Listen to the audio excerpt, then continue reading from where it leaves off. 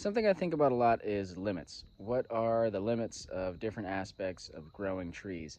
How much water is too little? How much water is too much? How much of nutrients are too much or too little? How much compost is too much or too little? What are the limits when it comes to working with trees, especially or plants, especially trees, like these black walnuts behind me.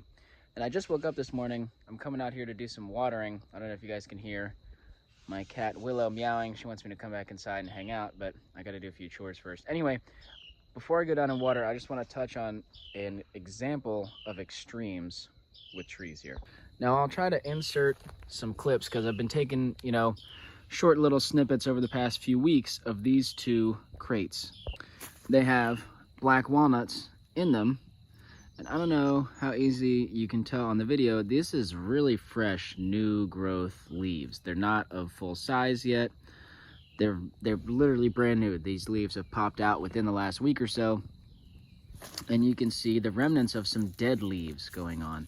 What happened here is that both of these crates, through the chaos of the move, got left in North Carolina. I'm now up in Virginia. And so I don't remember exactly how long, but more than a month, I would say, or probably about a month, they went without me being there to water them. They dried, the soil dried out completely, no water for a month, and every single one of the leaves wilted and died and dropped off.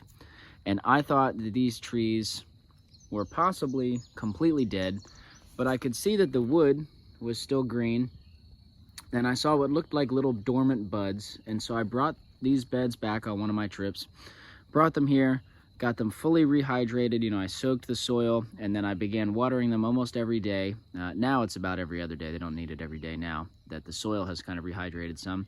And most of these trees have popped out leaves. You can see there's a few. This one is totally dead, or it appears the stem is dead, but look, it's resprouting from the roots here.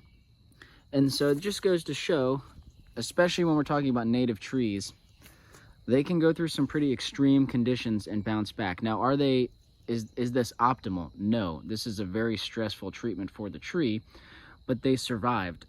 And the mortality rate is rather low, even having gone through such an extreme experience.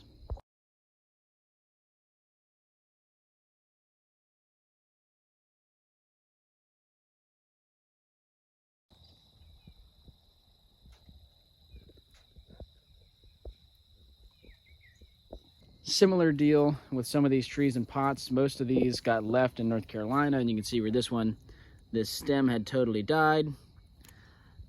These new sprouts actually shot up in the spring. This stem died over winter. I don't want to complicate that with what's going on. And then both of these stems lost all of their leaves and are now putting out new leaves. This pot, I think, was here, has been here for a little while. These are kind of precariously balanced right now.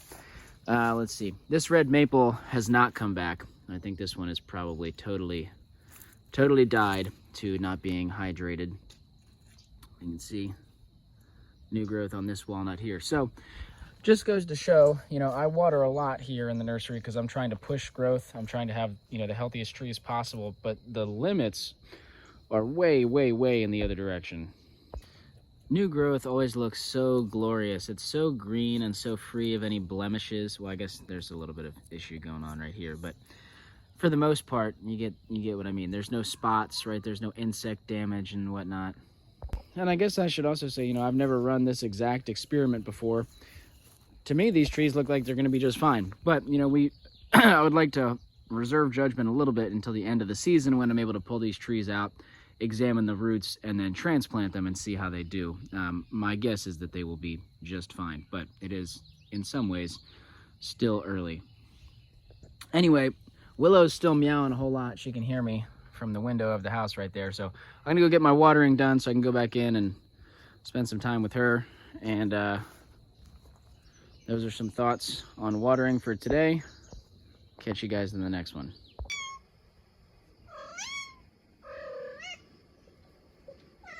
I'm coming inside. Hi, Willow. Hi. Hi.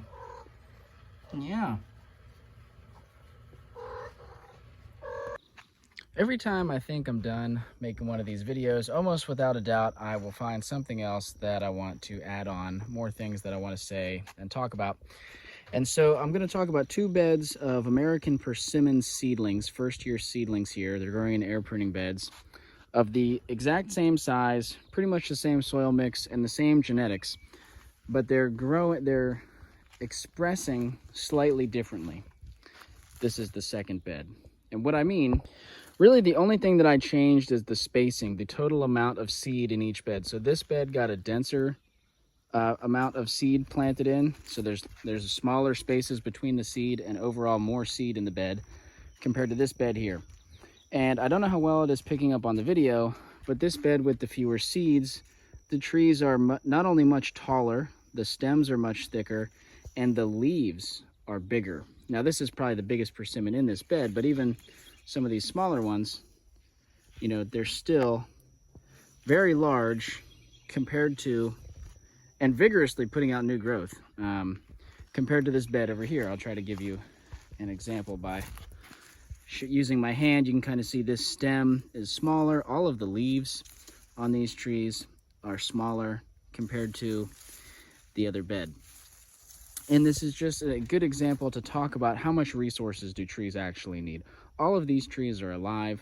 They're all, I would say, healthy and happy, but they're not as happy and as healthy as they could be if they had more resources. And I think part of this is water, having access to water. There's less trees in the bed, so when I water it, these trees can access more of the water. There's also more soil available to each individual tree, so potentially more nutrients, right? The microbiology might be different in each bed. There's also a little strip of hickories in this bed here, whereas this other bed is entirely persimmons. But again, they're both 3 foot by 3 foot beds. They're about the same depth. I guess this bed might be slightly deeper because it's 2 by 6s. Actually, these might be 2 by 8s. Whereas this bed is just 2 by 12.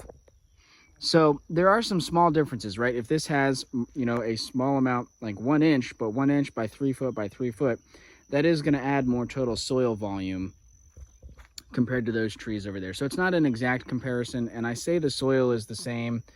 I use the same soil mix in all these beds. It's pretty much leaf compost for the most part, a tiny bit of native soil, and then a small amount of compost made from food waste and food scraps and that sort of stuff, and then a lot of wood chip mulch.